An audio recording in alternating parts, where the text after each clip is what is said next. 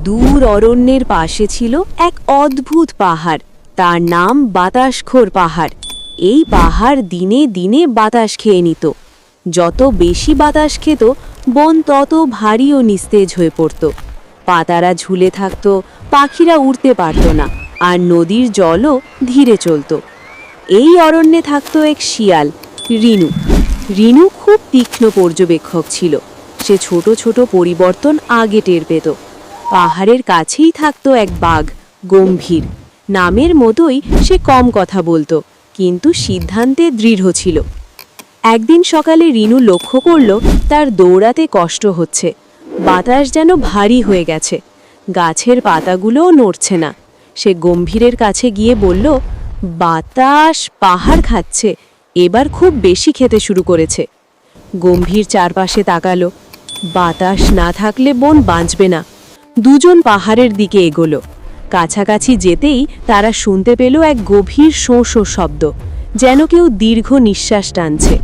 পাহাড়ের গায়ে দেখা গেল অসংখ্য ছোট ফাটল, সেখান দিয়ে বাতাস ঢুকে যাচ্ছে।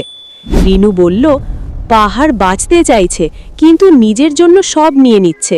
গম্ভীর ফাটলের সামনে দাঁড়িয়ে থাবা দিয়ে আঘাত করল, কিন্তু পাথর শক্ত, কিছুই হলো না, বরং বাতাস আরও জোরে টানতে লাগলো। গম্ভীর পিছিয়ে এলো।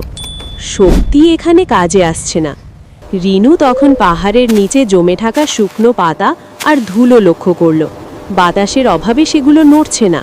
হঠাৎ তার মাথায় বুদ্ধি এলো। পাহাড় বাতাস চায় কারণ সে বন্ধ হয়ে গেছে, তাকে প্রবাহ শেখাতে হবে। রিনু গম্ভীরকে বলল, তুমি পাহাড়ের এক পাশে দাঁড়িয়ে ফাটলগুলো আংশিক ঢেকে রাখো। গম্ভীর তার বিশাল শরীর দিয়ে কয়েকটি বড় ফাটল আটকে দিল।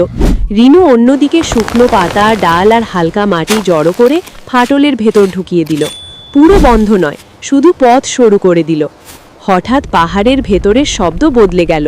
বাতাস আর টানছে না, বরং ধীরে ধীরে বেরিয়ে আসছে। শোঁ শোঁ শব্দ রূপ নিল মৃদু শ্বাসে।